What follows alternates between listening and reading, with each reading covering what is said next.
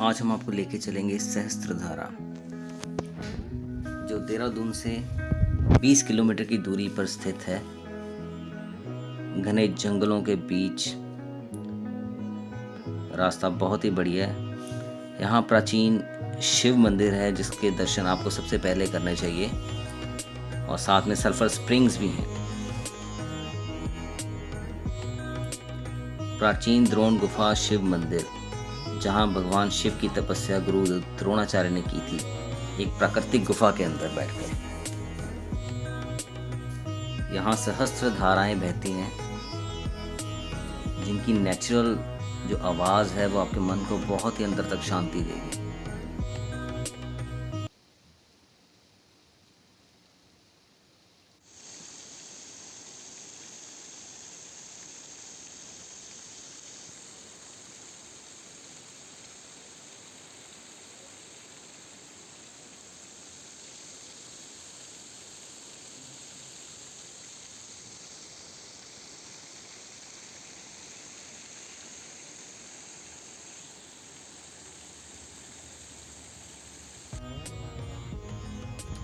Sulphur springs enjoy करने के बाद यहाँ बहुत सारी गुफाएं हैं जहाँ पानी की बौछारें बहती हैं। आप यहाँ नदी में एंजॉय कर सकते हैं फैमिली के साथ, और उसके बाद रोप वे से मणिद्वीप जा सकते हैं।